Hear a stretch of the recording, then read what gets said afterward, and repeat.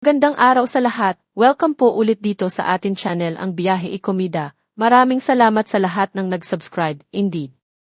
Punta tayo sa atin topic, February 22, 2025. Mathon, may laban ba sa Katden na undisputed number 1 sa Netflix? Ikinatutuwa rin ng mga kapamilya na ang pelikulang Hello, Love, Again na Catherine Bernardo at Alden Richards ay namamayagpag pa rin sa streaming platform.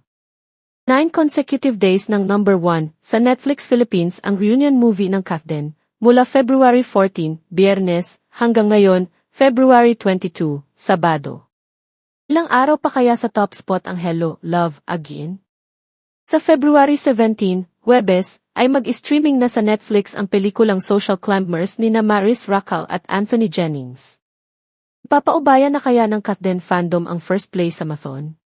Sa March 12, naman nakatakda ang Netflix streaming ng pelikulang Guilty Pleasure ni Lovipo, kung saan may butt exposure ang dalawang lead actor dito na sina Jameson Blake at J.M. De Guzman.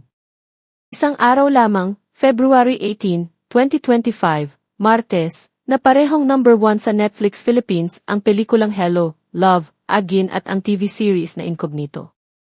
Sa talaan ng top 10 TV shows ng Netflix PH, number 1 ang comedy special ni Alex Calleja na tamang panahon for 9 consecutive days, from February 9 to 17.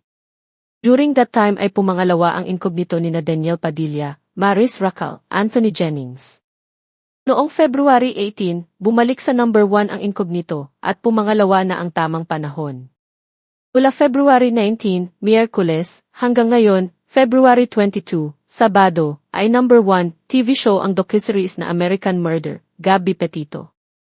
Pangalawa ang Incognito mula February 19 hanggang 21 at for the first time ay bumaba sa third place ngayong Sabado. Ang nasa second place today ay ang political drama ni Robert De Niro na Zero Day. Babalik kaya sa top spot ang Incognito? May araw kaya na kapwa number 1 ang Incognito at Social Climbers na parehong tampok ang Mathon? Hindi na gaanong ma-action ngayon ang Incognito. May kanikanyang kwento na ang mga pangunahing karakter. Madamdamin ang kwento ni Baron Gisler na gustong magpakaama sa kanyang anak. Interesting din ang kwento ni Daniel Padilla na itinuloy ang paghahanap sa kanyang kapatid sa tulong nina Richard Gutierrez at Kayla Estrada, at napasok nila ang kuta ng namatay na si Timor na ginampanan ni Art Acuna. Walang kaabog-abog na pinatay na lang doon si Ryan Egenman. Akala ko pa naman magtatagal pa siya at mangunguna sa mga kontrabida. Ayun! Basta na lang binaril ni Richard, tsugi na. Wala naman ang mga eksena ni na Anthony Jennings at Maris Racal na ang daming nagko-comment na ang lakas talaga ng chemistry nilang dalawa. Kadrama rin ang kwento ni Kayla na hindi pa rin nakapag-move on sa pagpanaw ng kanyang kasintahan na ginampanan ni Victor Silayan. Kaabang-abang din kung ano ang kahihinatnan ni Richard Gutierrez, naramdam na ang sakit na namana sa kanyang ina. May kanikanya talaga silang kwento, kaya hindi masasabing kay Daniel o kay Richard umiikot ang kwento ng Incognito. Samantala, mukhang hindi pa matitinag sa number 1 slot ang Hello, Love, Again dahil ang dami naman kasi talagang natutuwang panoorin ulit ito. Pero tingnan natin kung kaya itong ilaglag sa pagpasok ng Social Climbers ng Mathon Love Team. Sa Martes, February 25, streaming na rin sa Netflix PH ang pelikulang Venom, The Last Dance.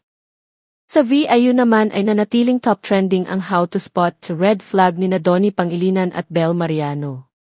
Napapanood na rin ito sa Kapamilya Channel. Abangan din natin ang murder mystery series na Slay ng Kapuso stars na sina Julie Ann San Jose, Isabel Ortega, Gabby Garcia, Mikey Quintos at Derek Monasterio.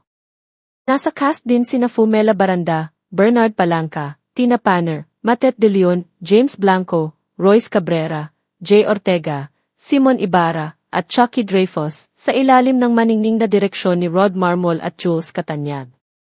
Ito ang kauna-unahang VIU original with GMA 7. Ang tagline, Secret. Mga kasinungalingan. Mga alibay. Ikaw. Sino ang mapagkakatiwalaan mo di? At yan ang ating latest showbiz chika update for today. Huwag kalimutan mag-subscribe.